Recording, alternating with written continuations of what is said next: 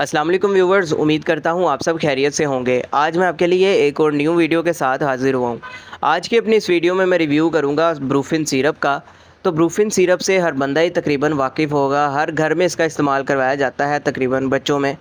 तो इसके फ़वाइद के बारे में जानेंगे, नुकसानात क्या हैं, तरीका इस्तेमाल क्या है और किन किन मसाइल में इसका इस्तेमाल किया जाता है। ये सारी डिटेल्स आपको इस वीडियो में मैं आज दूंगा। ज़्यादातर लोगों को सिर्फ़ इसके बारे में ये पता है कि ये बुखार में ही इस्तेमाल किया जाता है ज़्यादा, लेकिन उसके अलावा किन किन कंडीशन में इस्तेमाल किया जाता है वो उसके बारे में मैं आज आपको बताऊँगा। लेकिन उससे पहले आपसे गुजारिश करूँगा कि जिन्होंने मेरे चैनल को अभी तक सब्सक्राइब नहीं किया हुआ, सब्सक्राइब लाजमी करें, बेल आइकन को भी लाजमी दबाएं ताकि मेरी आने वाली तमाम इन्फॉर्मेटिव वीडियोज़ आप तक पहुँचती रहें। तो चलते हैं अपनी वीडियो की तरफ। ब्रांड नेम है जी ब्रूफिन, जिसको बना रहा है एबट फार्मा। अच्छा और मल्टीनेशनल फार्मा है।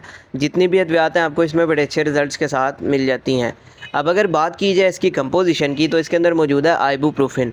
आइबुप्रोफिन जो है बेसिकली इसका ताल्लुक है NSAIDs ग्रुप के साथ, यानी non steroidal anti inflammatory drugs.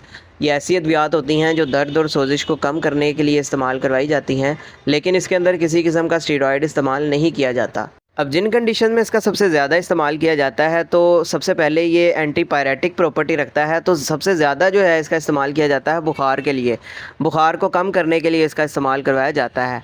इसके अलावा ओटाइटिस मीडिया, यानी अगर आपके बच्चे के कान में इन्फेक्शन हो जाता है, उस इन्फेक्शन की वजह से जो कान में दर्द और सोजिश होती है, तो उस दर्द और सोजिश को कम करने के लिए इसका इस्तेमाल करवाया जाता है। इसके अलावा हेडेक में इसका इस्तेमाल करवाया जाता है, यानी अगर आपके बच्चे के सर में किसी वजह से दर्द होती है तो इस तरह की कंडीशन में भी इसका इस्तेमाल किया जाता है।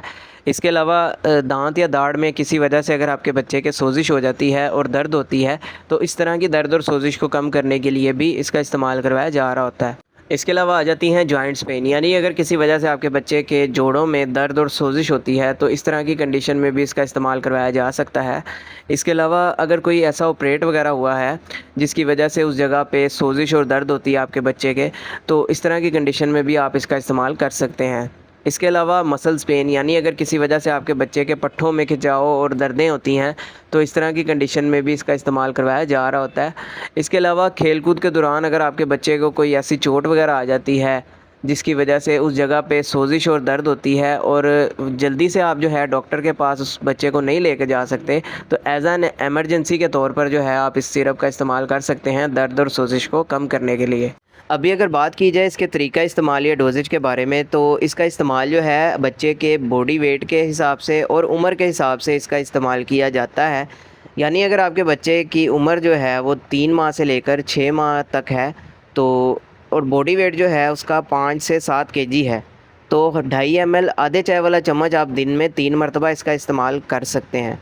इसके अलावा 6 माह से लेकर 12 माह के बच्चे में अगर बॉडी वेट जो है 7 से 10 केजी है, तो 3 दफ़ा आप इसका इस्तेमाल कर सकते हैं आधे चाय वाला चम्मच।